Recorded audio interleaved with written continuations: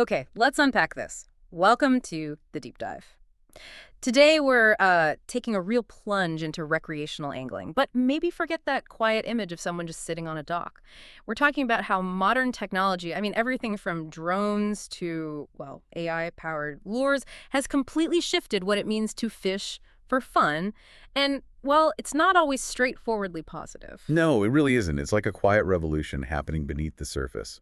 And our main source for this deep dive today is a really comprehensive 2021 paper. It's called Technological Innovations in the Recreational Fishing Sector: Implications for Fisheries Management and Policy.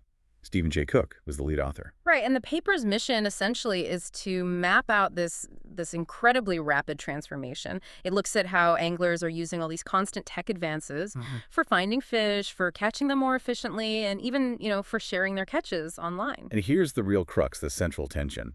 For the angler, this stuff is mostly great news. You get more access, more success, it's more enjoyable. Yeah, seems like it. But for the folks managing the fisheries, the policymakers, these same innovations create huge, really complex challenges. They're constantly forced into this reactive position, always scrambling to catch up. Kind of regulating yesterday's technology almost. Exactly. They're dealing with the tech from 5 years ago, while new stuff is already out there. And this speed difference, this mismatch, it really matters because recreational fishing isn't some niche hobby. It's enormous. It's a massive global industry, a huge activity. Huge.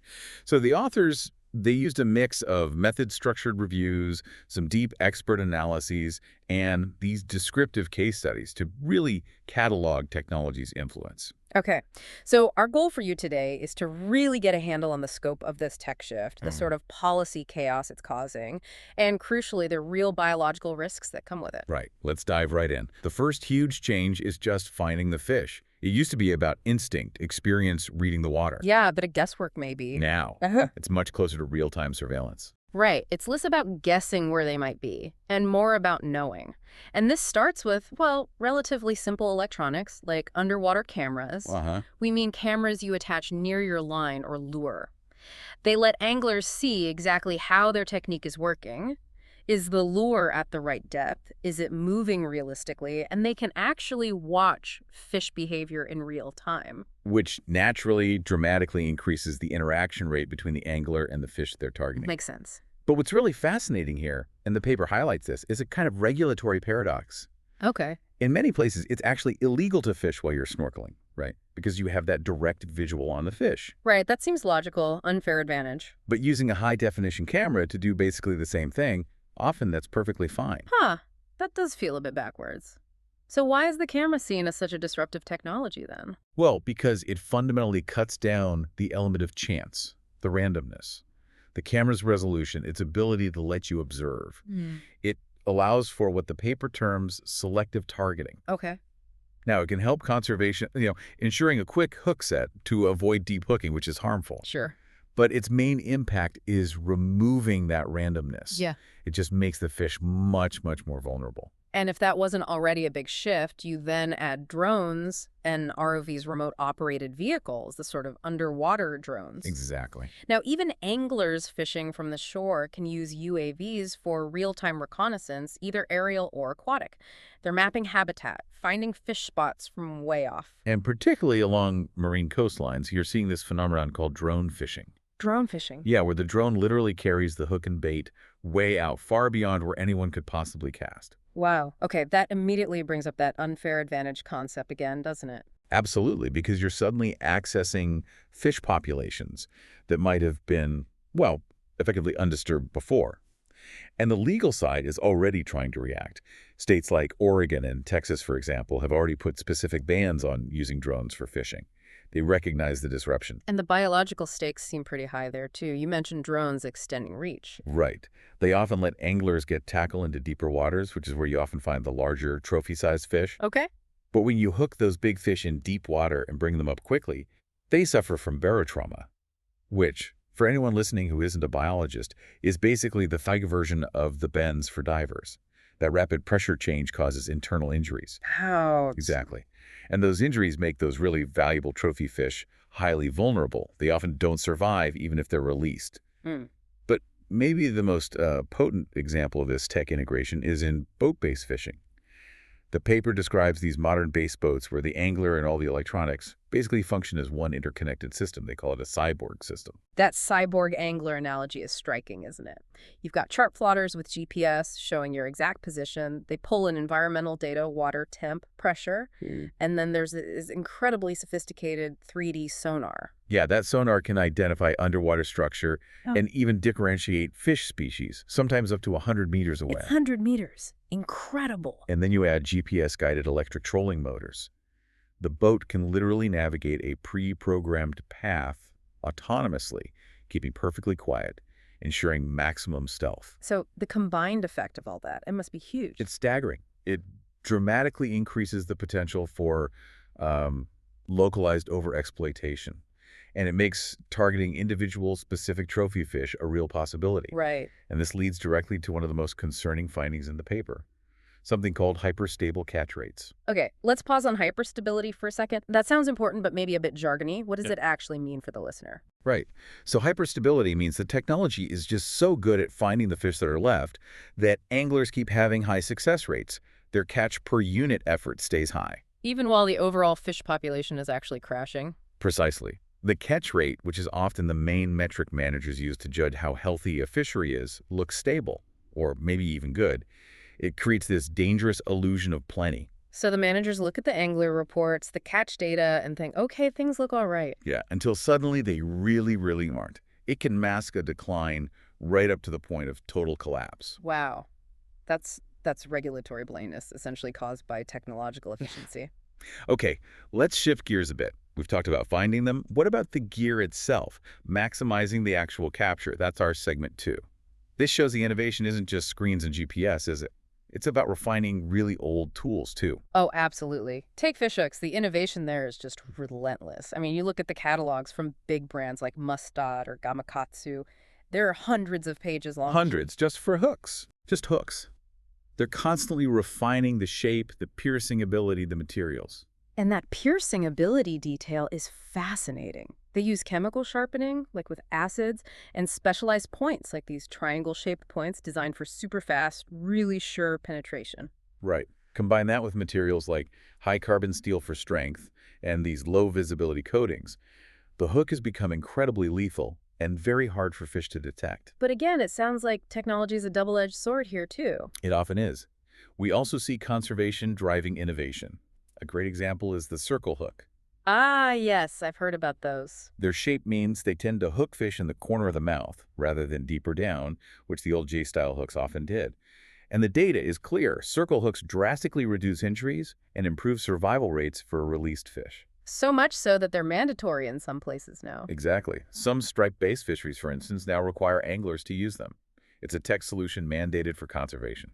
Okay, now let's talk about scents and attractants. That's got a surprising history, hasn't it? It really does. The paper traces it from these early, kind of greasy, insoluble fish oils. The stuff that smells really strong. Yeah, and the authors kind of jokingly suggest it mainly attracted the fishermen because it smelled fishy, rather than actually attracting fish chemically. Huh.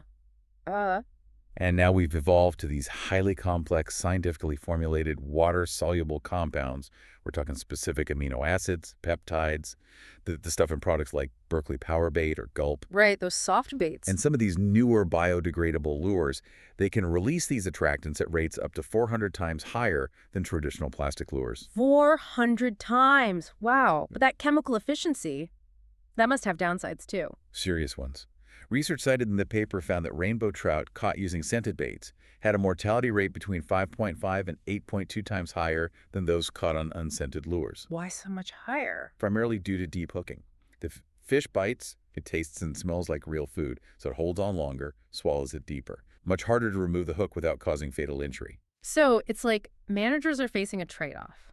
They might reduce biosecurity risks from moving live bait around. Right. No risk of transferring invasive species or diseases with artificial baits. But they swap that for a potentially much higher risk of killing fish due to deep hooking from these super scented lures. That's the difficult calculation they face. And then, just to add another layer, we're now integrating electronics directly into the tackle itself. Okay, like what? We're seeing lures with tiny battery-powered LED lights, materials that react to UV light, even robotic lures. There's one called Zombait that literally makes deadbait fish twitch and move. Seriously, zombait? Yep.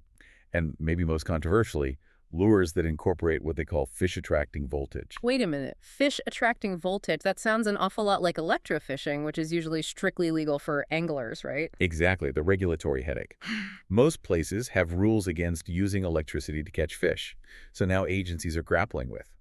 Does a tiny, low-voltage battery inside a commercially sold lure count as illegal electrofishing? It's a perfect example of the rules not keeping pace. Absolutely. Yeah. And states are having to react. Wisconsin, for example, didn't ban the lures, but mandated that any batteries used in them must be mercury-free, addressing an environmental concern rather than the electrofishing one directly.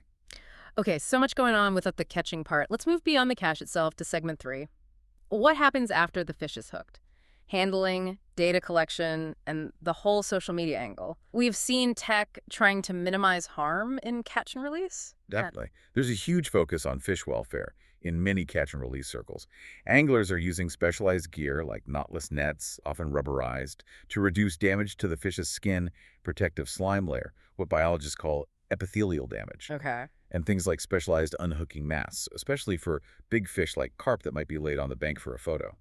Also lip-gripping devices, though those are a bit controversial due to risk of mouth injury. Right, and for those deep water fish we mentioned earlier with the barotrauma risk. Yeah, there are solutions there too.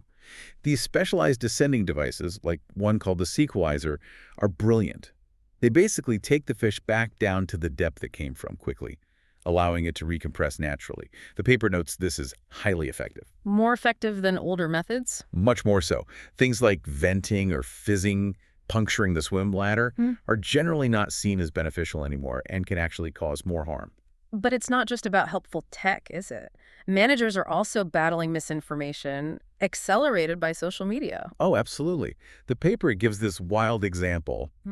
Apparently, it became a viral trend among some anglers to pour carbonated drinks, like Mountain Dew, onto bleeding gills. Mountain Dew, why? The belief, the misinformation, was that it would somehow cauterize the wound and stop the bleeding. Oh my goodness. Did it work? Not at all. Experimental research actually evaluated this practice and found it was significantly more harmful to the fish. It just shows how managers need to be constantly vigilant, not just about the gear being sold, but about the potentially harmful practices spreading online, virally. And this extends even to things anglers put in their live wells. Yes, things like chemical additives meant to help fish recover. Managers have to monitor these closely, partly because if those fish are later consumed, there could be human food safety concerns. That brings public health agencies into the picture, too. That's a crucial crossover fisheries management touching public health, which brings us neatly to, well, the epicenter of both conflict and maybe opportunity, the smartphone and social media. This is where information sharing just explodes, doesn't it? It really does. And the paper frames it as a kind of double-edged data coin. Okay, explain that. So on the challenge side, you have near real-time sharing of catches and locations via apps or online forums. This can instantly concentrate fishing effort in one spot, leading to localized overfishing people. Now call it crowd fishing. Crowd fishing, right, and this sharing gets intense. Incredibly so. The paper cites this amazing example from Canada. An angler actually filed a formal Freedom of Information request, the kind usually used to get government documents, to try and force the disclosure of a secret spot used by another successful angler in Algonquin Provincial Park. That's taking competition to a whole new level. It's not just fishing, it's like data espionage. It really shows how valuable that location data has become. But the flip side, the opportunity for managers, is also huge. How so? These very same apps can provide incredibly valuable, often real-time, fishery-dependent data. What species are being caught, their size, the location. This is data that agencies often struggle immensely to collect through traditional surveys. And this data is actually being used. Oh yes, the paper mentions it's already being incorporated into stock assessments for important species like common snook and red snapper. It's becoming a vital data stream. And there's potential for proactive management too, using the apps themselves. Exactly. Managers can use tools like geofencing, Setting up virtual boundaries on a map within the app and push notifications or alerts. They can guide anglers away from sensitive areas, remind them of regulations in real time, or even prompt specific conservation behaviors. So instead of just punishing rule breaking after it happens? They can potentially prevent it before it occurs, using the same tech the anglers are using. Okay, fascinating. So let's try and connect all these threads in our final segment 4. Looking at the policy picture and the future outlook, we keep bumping up against this idea of the innovation-adoption gap. Right, and that gap is really the core insight of the paper, I think. Technological innovation follows this pretty predictable S-curve of adoption, right? You have innovators, early adopters, the majority, and then laggards. Okay. And the paper argues that fisheries managers, often constrained by budgets, bureaucracy, slow legislative cycles, they consistently end up as the laggards in that cycle. Always playing catch-up. Always.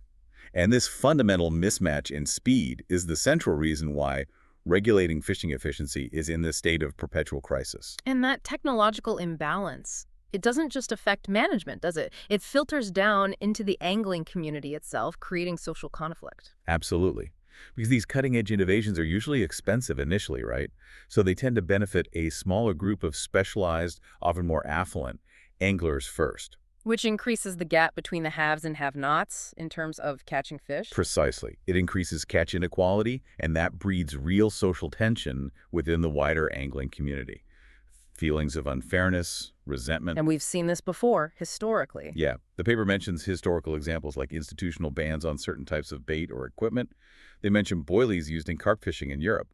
Often these bans were driven as much by social identity clashes, traditionalists feeling the new tech was cheating or violating the spirit of the sport as by proven biological risk. So it digs into the very meaning of the sport for people. Okay, zooming back out to the biological consequences. If you had to summarize the 2 biggest risks compounded by all this tech. I'd say first, it's that hyperstability we talked about earlier. The tech masking the decline, creating that illusion of plenty until it's potentially too late. Right, the false sense of security. And second is something called timidity syndrome. Timidity syndrome. Yeah. The idea is that repeated, highly effective targeting and release, especially with lures in competitive fisheries, can literally teach fish to avoid hooks and become generally more wary or shy. It reduces their overall catchability for everyone over time. So the technology is so good, it's effectively training the fish population to be harder to catch, changing their behavior. That's the hypothesis, and there's growing evidence for it. It means the very act of successful, technologically aided fishing might be undermining future fishing success. Which means the traditional management model, reactive, based on slow annual regulatory updates, just clearly cannot keep up with this pace of change. It just can't. Yeah. So the recommendation from the paper is pretty clear. Agencies have got to become proactive. They need to use technology itself as an early warning system. How would they do that?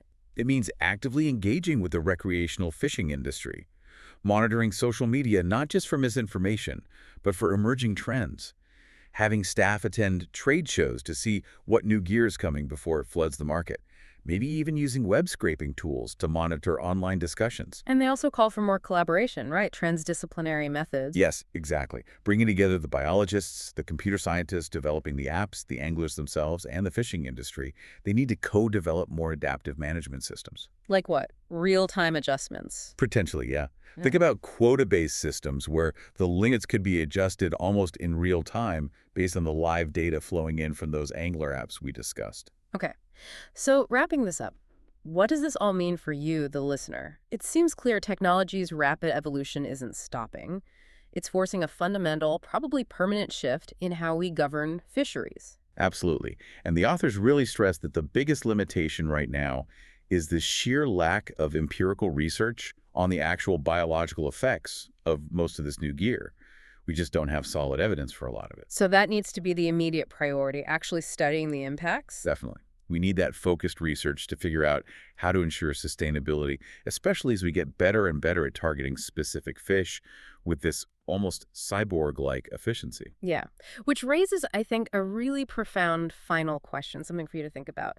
The authors mentioned fair chase, this idea that there should be a sporting chance, that it's largely an ethical concept, mostly voluntary among anglers. Right, it's not usually written into law. But If technology continues to advance and potentially eliminates the randomness, the skill, the chase element, if the cyborg angler essentially always wins, how long can that fundamental definition of fair chase remain just a voluntary ethic before it has to be codified into law, into regulation, just to maintain the resource? That's a deep question. It really is. How do we define the sport when the tools change so drastically? That's definitely something for you to mull over or maybe explore on your own as this digital revolution continues right beneath the water's surface.